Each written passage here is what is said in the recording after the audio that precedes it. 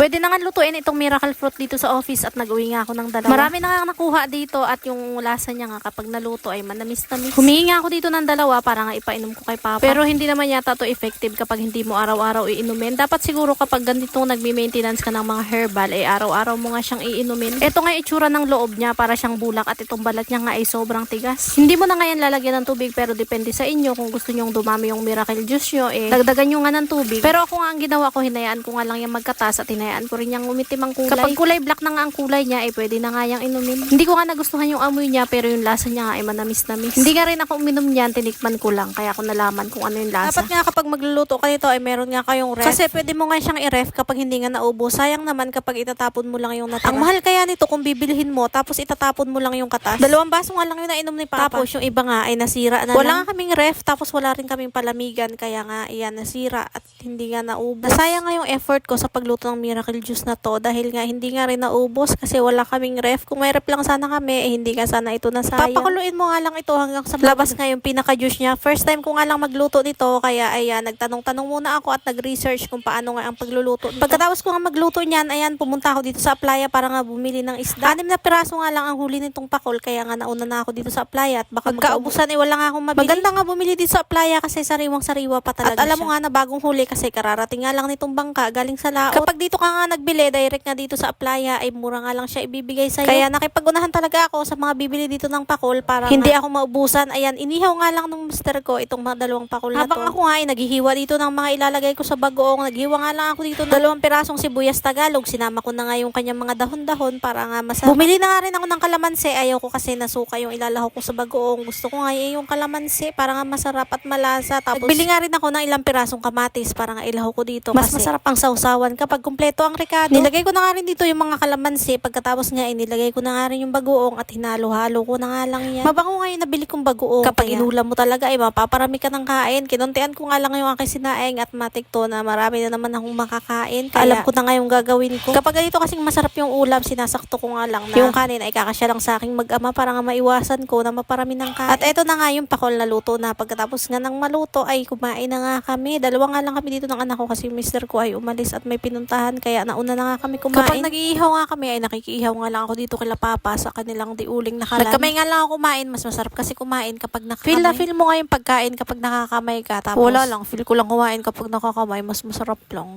Halos maubos ko nga yung kamatis at saka sibuyas sa sausawan namin. Kaya ayan. Ako na yung nag-adjust. Pinigilan ko na yung sarili kong kumain. At eto nga dito sa office. Nagbalat nga yung kasamahan ko dito ng mangga na may bagoong. Ayan. Hello UTI ka ngayon. So ganito lang for today's video. Thank you for watching. Bye.